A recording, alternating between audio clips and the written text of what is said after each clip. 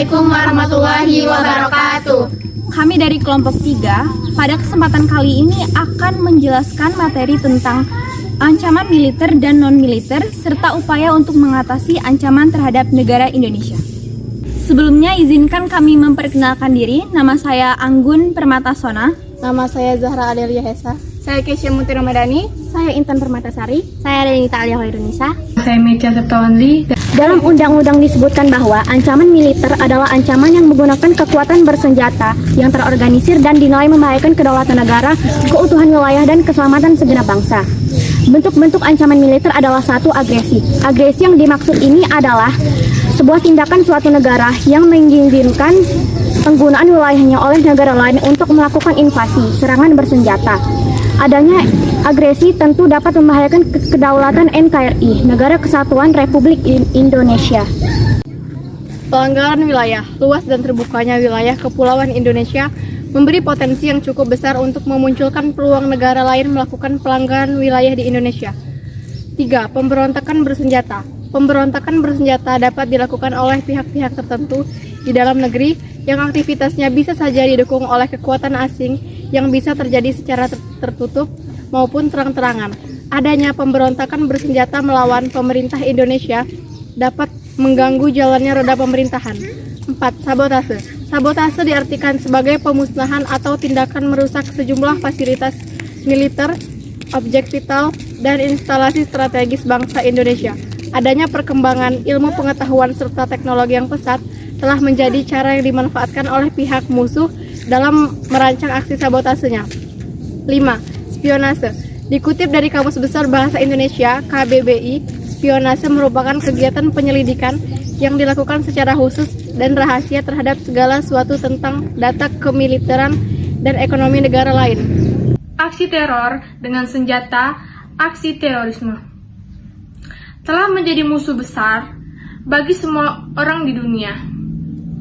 Karena hal ini jelas sangat melanggar perkemanusiaan, terjadinya aksi teror bersenjata dapat menimbulkan banyak korban,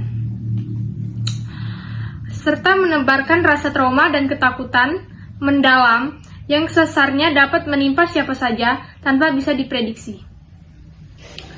Ancaman keamanan laut dan udara. Adanya ancaman keamanan laut dan udara akan membuat tergantungnya stabilitas keamanan wilayah yurisdiksi NKRI. Konflik komunal.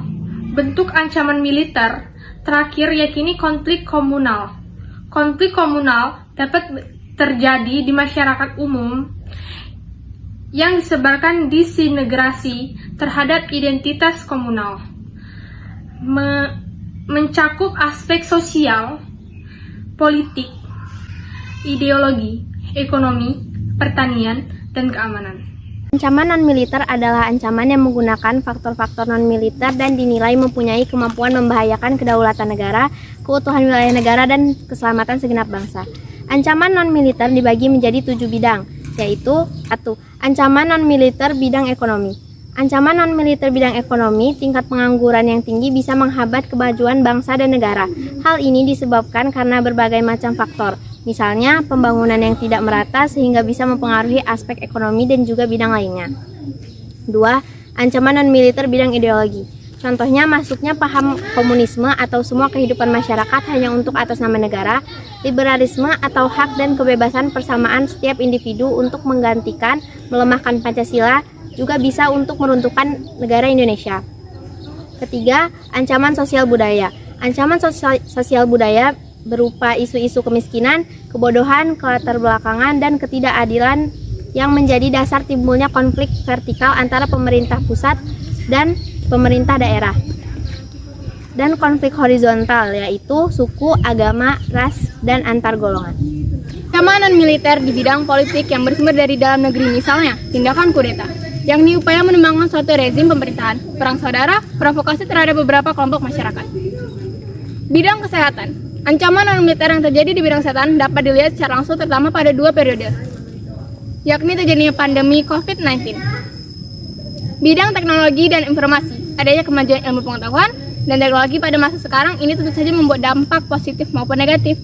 Dampak negatif dari kemajuan ilmu pengetahuan dan teknologi ini, apalagi dibiarkan saja, tentu saja dapat berkembang menjadi ancaman non-militer yang berubah kejahatan siber dan kejahatan perbankan. Ancaman non-militer lain yang terjadi di bidang keselamatan umum, tetapi tidak dapat dicegah dalam bencana alam, misalnya gempa bumi, tsunami, hingga meletusnya gunung berapi. Sementara bencana alam berupa banjir dan kebakaran hutan biasanya dapat dicegah dan diantisipasi jauh-jauh hari oleh manusia. Hanya saja kebanyakan dari mereka lalai untuk menjaga alam. Upaya mengatasi ancaman. Upaya mengatasi ancaman militer. Yang pertama, memperketat perbatasan dengan negara lain. Yang kedua, meningkatkan akulitas. Yang ketiga, meningkatkan kedisiplinan tentara dalam menjaga keamanan daerah. Yang keempat, mengajak masyarakat untuk terus berupaya meningkatkan kedaulatan. Upaya mengatasi ancaman non-militer. Yang pertama, meningkatkan pembangunan. Yang kedua, meningkatkan sumber daya manusia. Yang ketiga, selalu menjunjung toleransi antar sesama. Terima kasih atas perhatiannya. Semoga penjelasan dari kami dapat diterima. Kami akhiri. Wassalamualaikum warahmatullahi wabarakatuh. Dadah.